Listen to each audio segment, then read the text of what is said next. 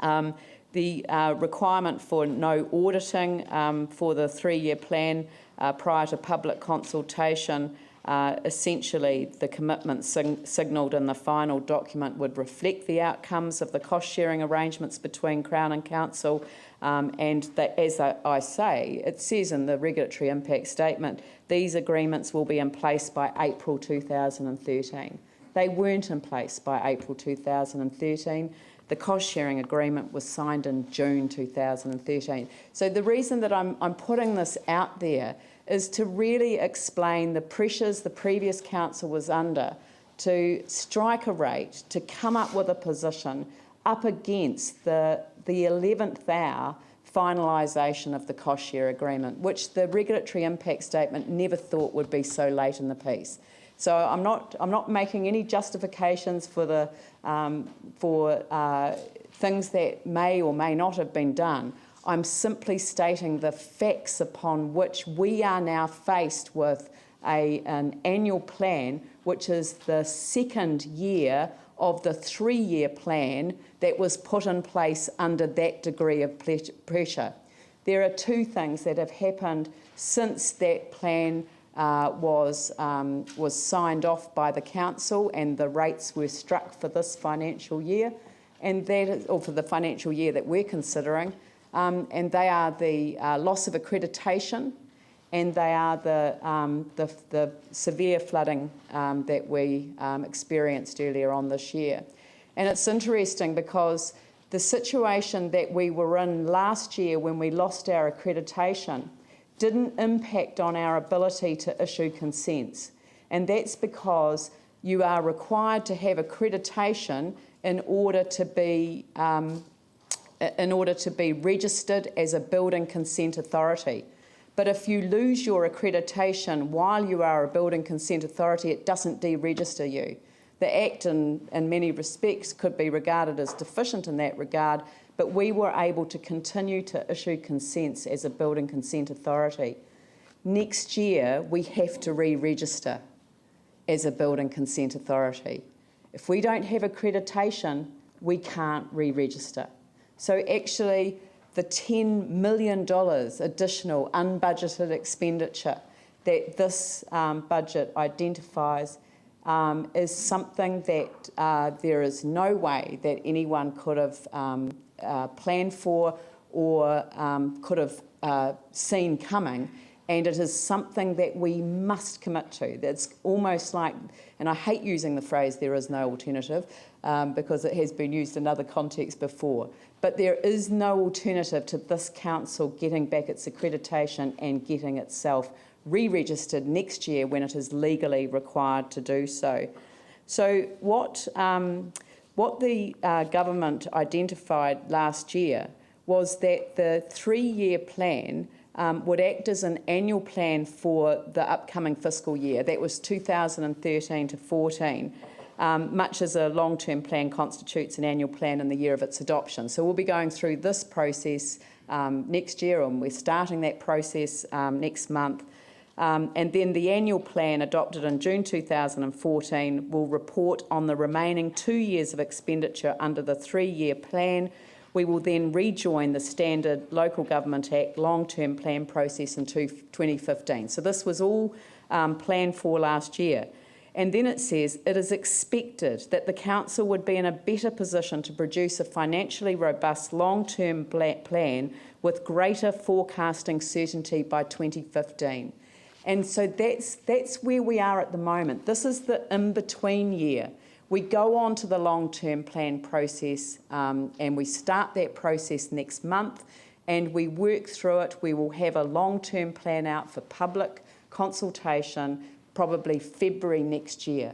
And during that time, we have to have some serious conversations about what we need to do as a council, and as councillors know, we also have the responsibility under the Local Government Act to provide leadership around that long-term plan, and we will be providing that leadership. We are going to resolve these problems, but we are caught in the middle year with two particular pressures on our finances, and I think, as we're about to hear, with less capacity to move than we might have had otherwise. So just on that note, I think I'll hand over to you, Peter, and perhaps if you could take us through the process, and I think, Ian, you're going to provide some advice to us on the role of the Act in consultation requirements and councillor amendments. Thank you. Thank you, Madam Mayor. I will pass over to Ian in the first instance to talk about the outline of council procedures. We'll get the fun stuff out of the way first. Well, actually, the Mayor has covered a lot of the information that I think is very valuable for you to hear in terms of the context in which we're dealing with the annual plan this year. My comments are very strictly bare bones stuff, just to give you an outline of how we've gone in terms of the consultation and issues around some of the debate today, plus a comment on the rates setting. First of all, as you all know, the Local Government Act requires us to prepare and adopt an annual plan for each financial year, and we must use the special consultative procedure before adopting the plan, and the plan must be adopted before the beginning of the financial year to which it applies. The purpose of the plan is to contain the proposed annual budget and funding impact statement for the year. It's to identify any variation from the financial statements and funding impact statement in our long-term plan, which for the purposes of the Christchurch City Council, of course, is the 3-year plan. The purpose of the annual plan is also to support the 3-year plan in providing integrated decision-making and coordination of the Council's resources. It's to contribute to the accountability of the Council to the community, and I think that's important, and it's also to extend opportunities for participation by the public in decision-making processes relating to the costs and funding of activities undertaken by the Council. The rates for the financial year must be set by resolution and be in accordance with the relevant provisions of our 3-year plan and funding impact statement for the 2014 and 15 year. And as the Mayor has mentioned, we don't have a long-term plan. Instead of that, we have a 3-year plan covering the years 2013 to 16. And this was made possible by the Canterbury Earthquake Local Government Act Christchurch City 3-year plan order in council that was made last year. And the order states that the 3-year plan is not a long-term plan for the purposes of the Act. The 3-year plan expires on 30 June 2015, by which time the Council must again have adopted a long-term plan, and that is the process and the procedures that we're currently starting to develop and enter into for the preparation of that plan. And the order also provided that the 2009-19 long-term council community plan expired in June 2013. So the only plan that we're working towards currently is the 3-year plan. Now, in accordance with the Act, the Council has used a special consultative procedure in relation to its adoption of the annual plan and has complied with the requirements of the Local Government Act. Those who wanted to do so were given the opportunity to be heard by councillors, and we ticked all of those boxes in terms of consultation. An analysis of the written and verbal submissions made in response to the draft annual plan is attached to the report that you have received, along with the Mayor's recommendations and a summary of the financial changes to be made to the draft if those recommendations are adopted. You may wish to move further amendments to the draft, but care should be taken to ensure, depending on the significance of those suggested amendments, that they do reflect submissions made and are not new matters introduced to the draft at this late stage. And it may be that further staff advice or consultation may be required in order for the council to comply with its decision-making obligations under the Act. There may be alternatives to dealing with these matters other than through the annual plan process.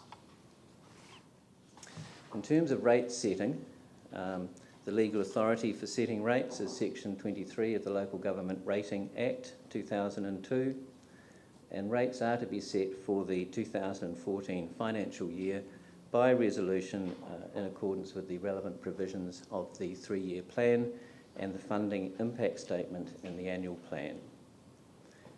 The essential requirement is that rates, the actual rating mechanisms, can only be set if they are explicitly provided for and described in the funding impact statement.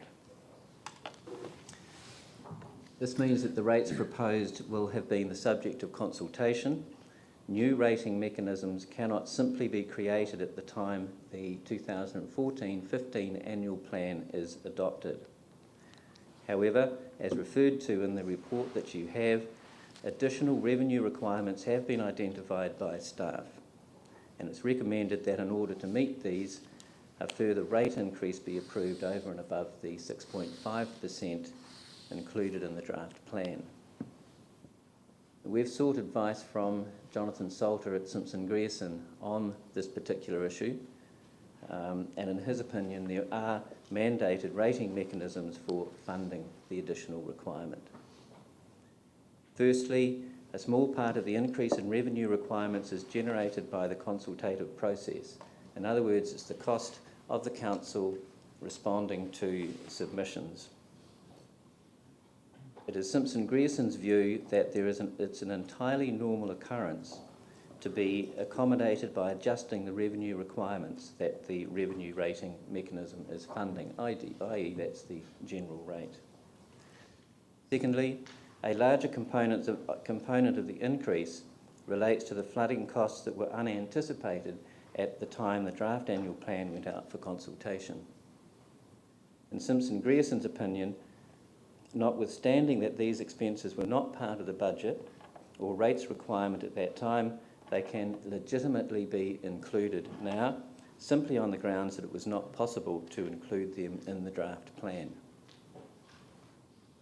It would be a breach of the Council's prudential financial management obligations to fail to make appropriate provision for them once they are known. And thirdly, there's been a shortfall in subvention receipts as a result of lower than budget results from a number of our CCTOs. And it's recommended by staff that the operating deficit be offset by a one-off increase in the general rate. That's my contribution at this stage in a nutshell. I think it's more over to Peter now to deal with some of the financials. Okay, thank you, Ian. What I'd like to do is refer us to the report that we have in front of us, starting at page 3. I intend to go through an overview of this report, process and summary of the Mayor's recommendations, then flow through to the summary of those financial changes, the rates information that are required to give effect to striking the rate for 2014-2015, and also cover off some minor changes and errors. So if I start, as I said, on page 3, the purpose of the report and the meeting today is to report on the submissions received in response to the draft 14-15 annual plan and to approve the recommendations made by the Mayor and staff contained in the report. I'd like to start at the background rather than the executive summary. Some of this we've covered already, so I'll skip over some of the stuff that we have. The requirement to prepare and adopt is, as we know, contained in the Local Government Act. And in accordance with that Act, we have used the special consultative procedure, and we've included the information you can see there. The 14-15 annual budget and the funding impact statement, variations from the financial statements and that funding impact statement that were included in the 3-year plan.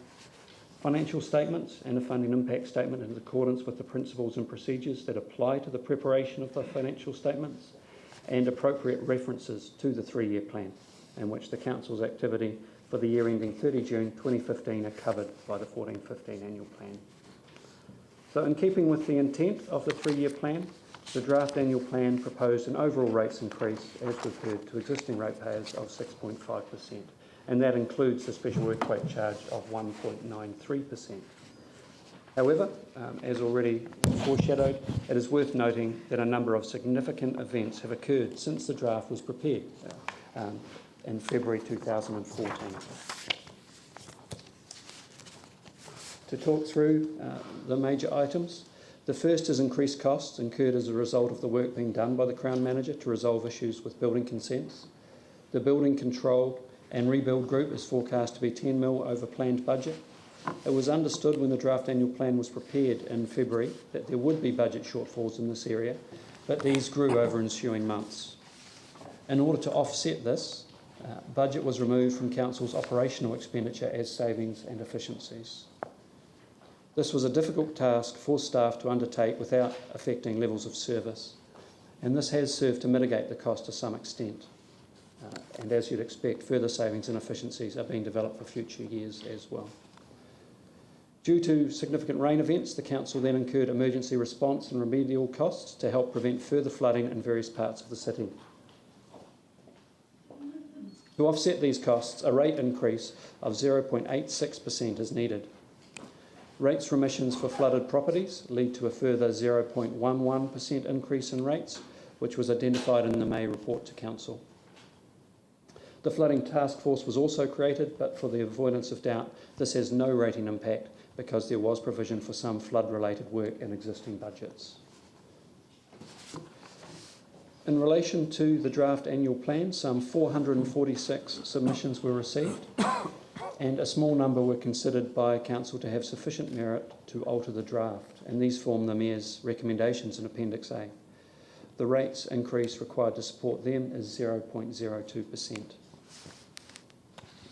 Additional item is the cost-sharing arrangement between Central Government and Council, which waives rates for land within the frame that will become part of the public realm, for example, parks.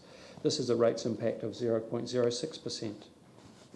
And finally, as again has been mentioned, there's been a shortfall in subvention receipts, and these are based on the profit results of the council-controlled trading organisations. In particular, City Care and CIAL came in with lower results than planned. Now, these are most of these additional financial impacts occurred late in the financial year, which is why they weren't in the draft annual plan. So it makes it extremely difficult to generate savings within the remainder of the year that would offset these. And despite those extensive savings being made earlier in the year and mitigating some of the overshoot and further savings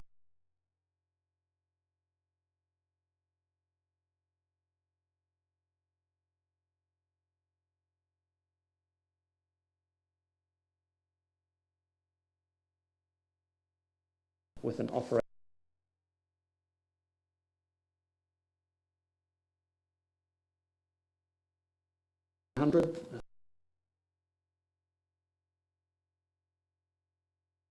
if anyone wants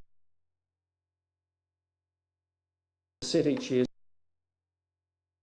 to meet expenses, i.e. balance the budget. For the 2014-15 year, that means the Council must either borrow to fund the deficit, increase the general rate, or use another rating mechanism such as a targeted rate, and Ian has covered that off already. So it is proposed that the operating deficit be offset by a one-off increase in the general rate of 1.27%, to be known as the Special Charge 2014-15.